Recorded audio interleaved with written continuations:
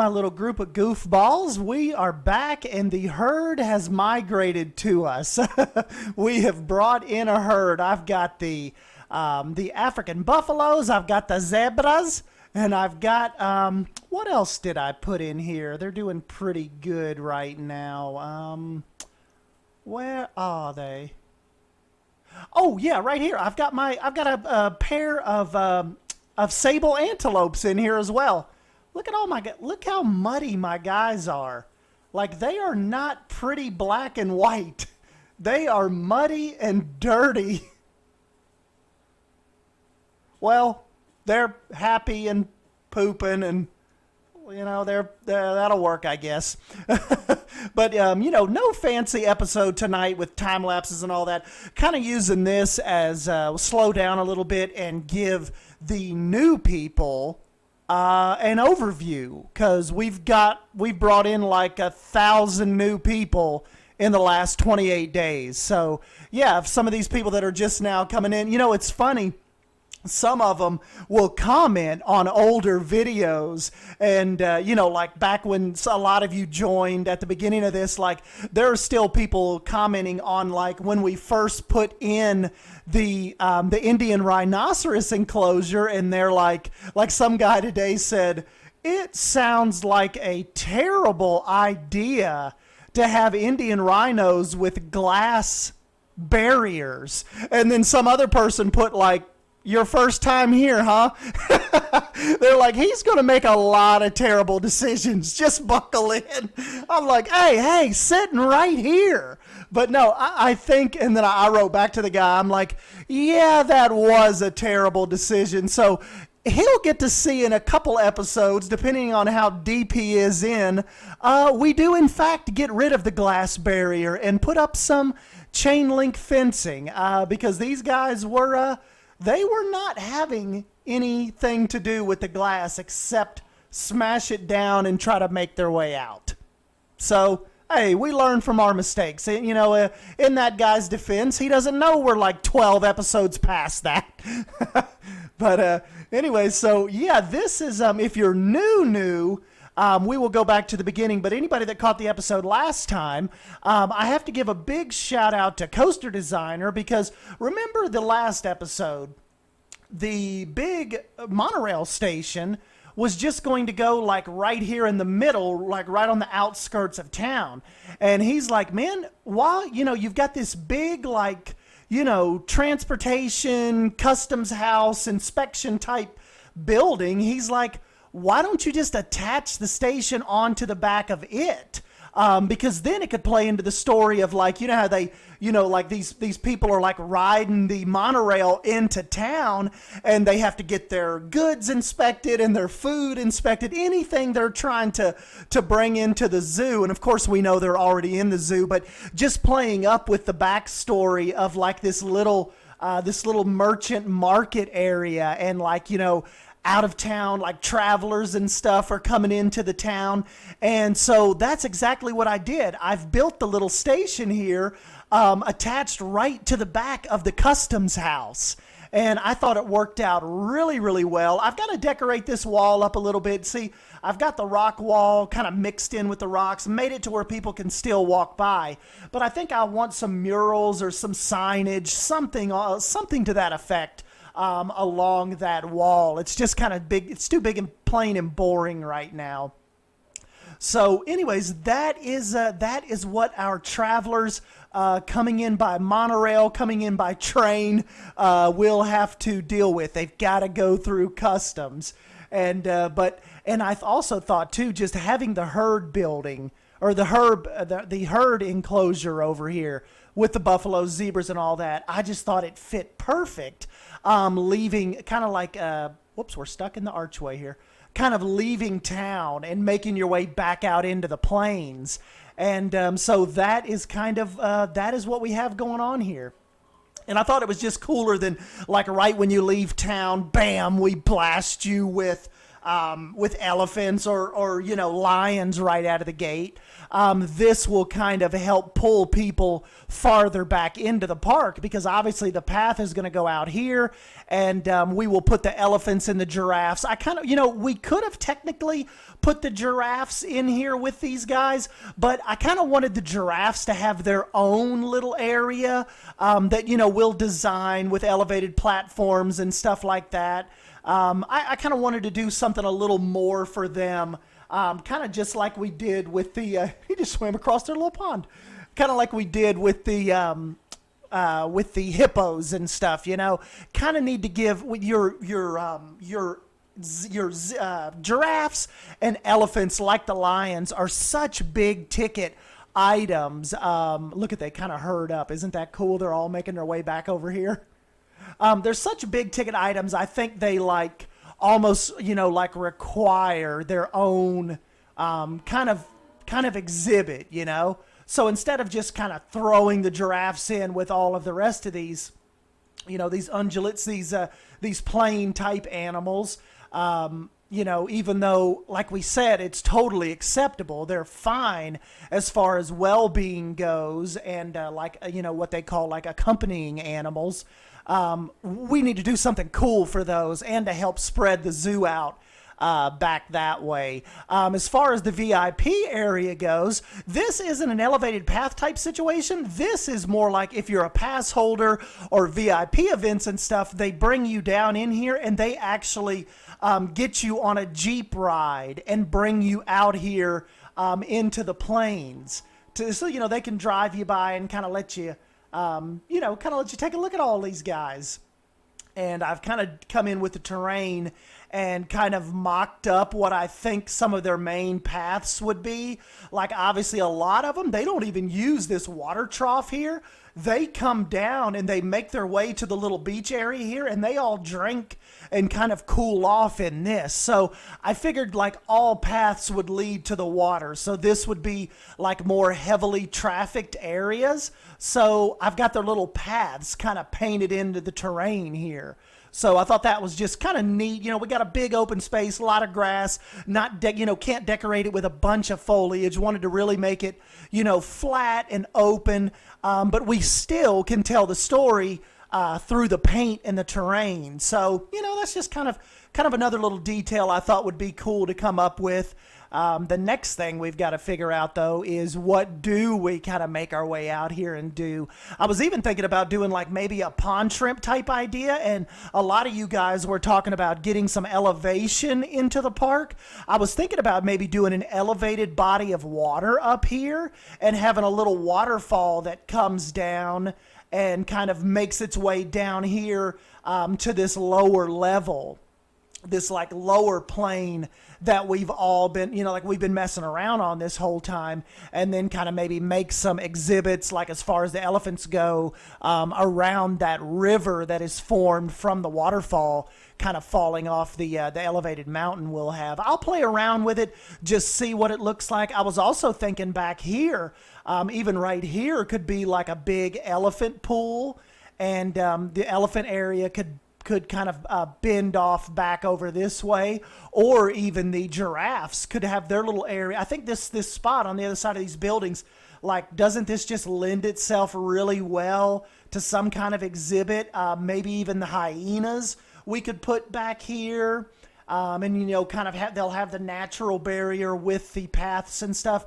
I think maybe, there's a lot of different things we can put right there, but I definitely envision this being an enclosure at some point and not just open foliage. So, but anyways, real quick run through for anybody that's new. Let's take them through this. I know a lot of you guys that have been here for a while are probably rolling your eyes, but this is the entrance area, and like I said, we'll run through this real quick. I've got a full Planet Zoo playlist. You guys can catch everything back from November 5th to now. So we've been playing this for, a good 25 days now. And so you can kind of jump in and see what kind of mischief we've been up to. But this is your main little area. This is where all the first shops and stuff you come to. The main little plaza area here that rounds this tree. And you can, you basically, you butt in to the crocodile exhibit over here. So we've got we've got our saltwater crocodiles right now. She's got some poop on her back. Great. But yeah, so that is kind of what greets you right when you first come in here. So see, you actually got a really good view of them right here where you'd be standing, and that is a big monster of a boy right there. And then of course we've got the little glass exhibit right there. If you peel off to what would be your left, we've got my little iguana over here, Rico. I don't know. Oh, he's up in his tree. Hey, little Rico. He is a cutie patootie. And I can't find, I've got a little spider in here. I think I've got, is it the Brazilian bird eater? He's always tough to find without, I like trying to find him without just clicking on the enclosure, but sometimes it's a lot easier said than done trying to find him wherever he usually hides at. Well, you'll have to take my word for it. He's in there somewhere. And then, of course, we've got your bathrooms there. And then when you make your way around this corner, we've got Bistro. It's our little restaurant. And Bistro's a little animal area. I've got like a little, kind of like a little alcove here where you can come see the giant Galapagos tortoises. So look at how cute these stinking little babies are. Look at that little fella. That is too stinking cute. These guys, believe it or not, they are a hassle to take care of. They fight. They hate each other. They don't have enough space. They are always causing me some kind of headache. When you turn the corner here, if you don't want to go up into Bistro's to get anything to eat, we've got our first little big plaza area here. Like I've said in the past videos, think of this more as like our event type area, weddings, news conferences, press events, stuff like that. We've got a little stage right here for performances during the day, and that brings you in to the hippo enclosure. We finally got enough room for our hippos to be happy. So they are all in the green. We even have them a little underwater tunnel here. They're coming through. Look, they're coming through it right now. They love this little tunnel now that I've got it wide enough and worked out for them. Here comes a big boy. But yeah, so they can come right underneath the tunnel. You could walk from both sides and come over here and kind of see what they're into. The monorail actually crosses over their lagoon. I thought that was really, really fun.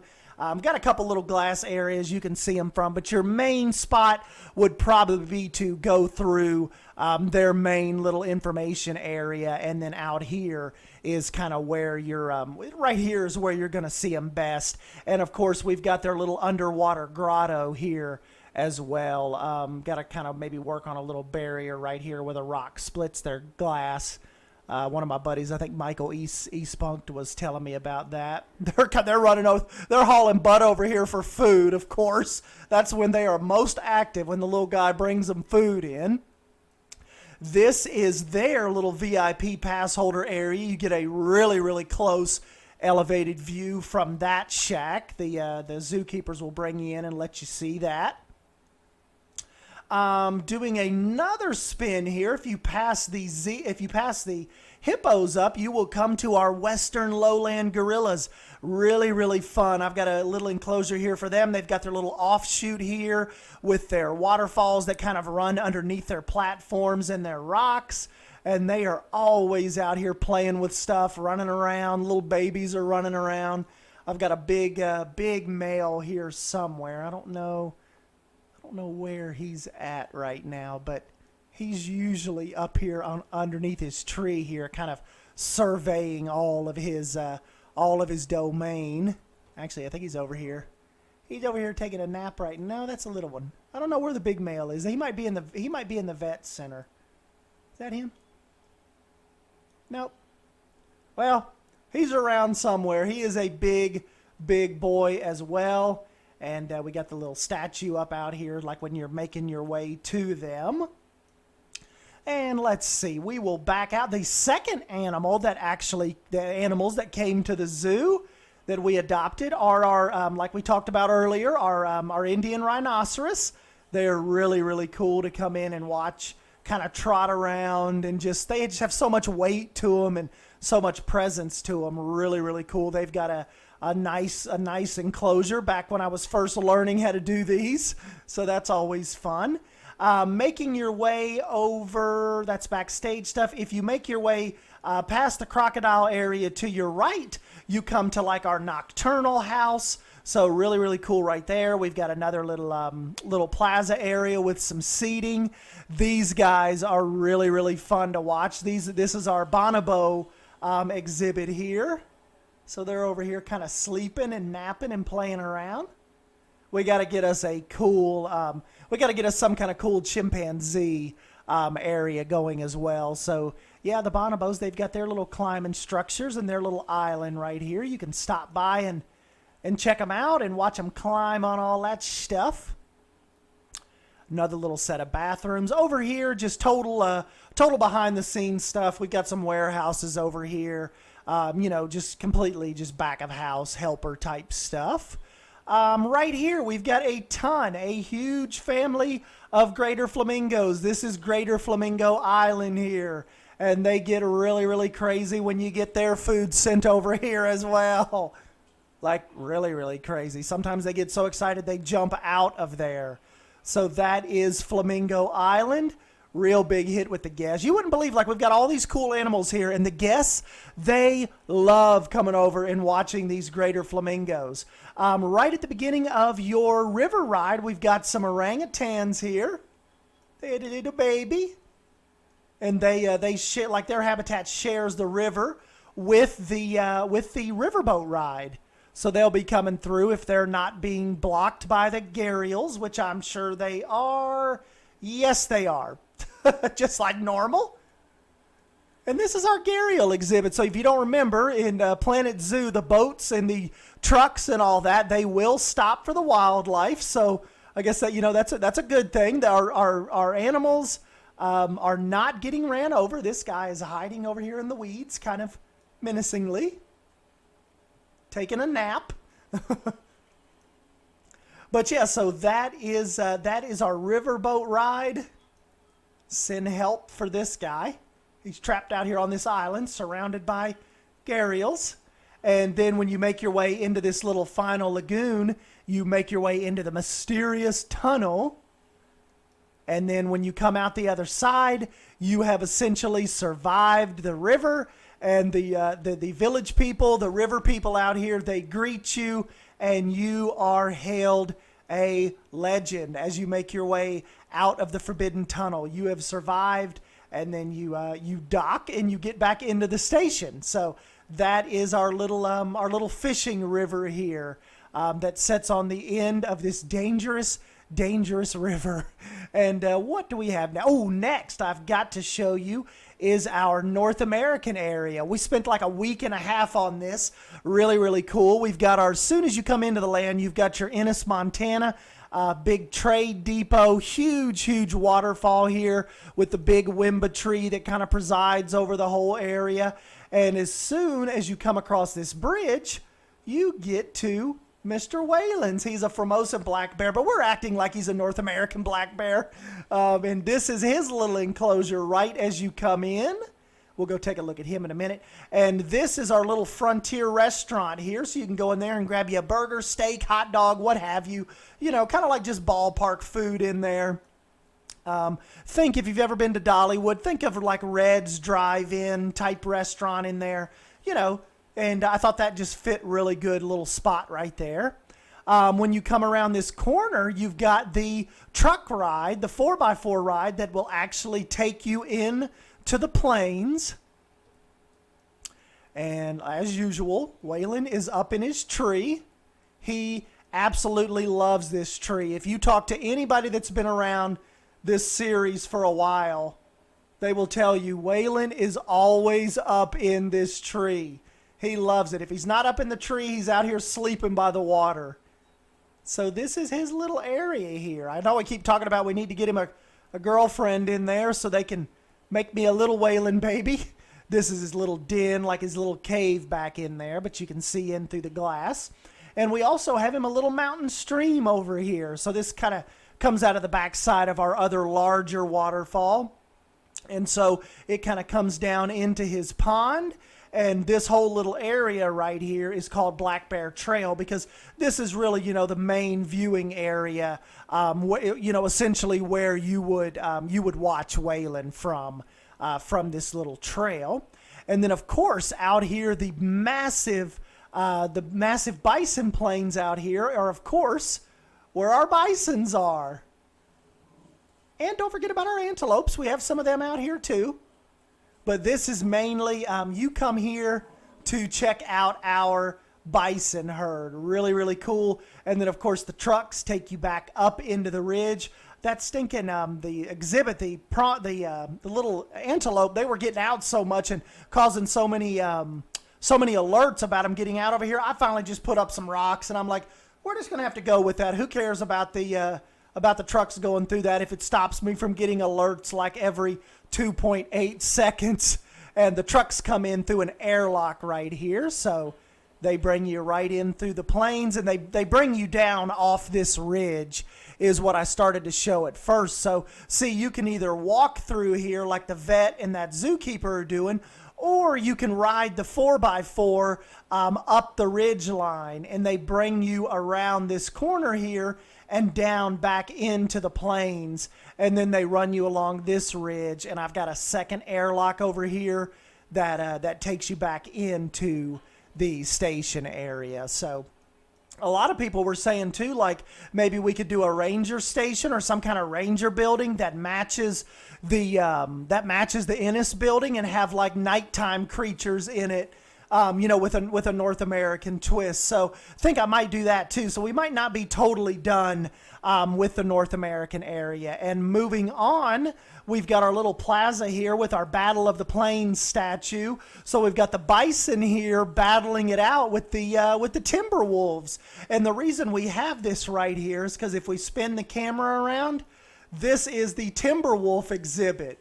So they are pretty much, they butt up against each other. They are back to back, the bison and the Timberwolves. So I thought it was appropriate to kind of give them a little plaza of their own, with the bison and the Timberwolves kind of facing off here down in the plains. So the wolves kind of stick up here to their hills and their den, and the bison, they come down and even in real life, they'll come down out of the hills and out of the mountains and try to particularly pick off bison babies and such.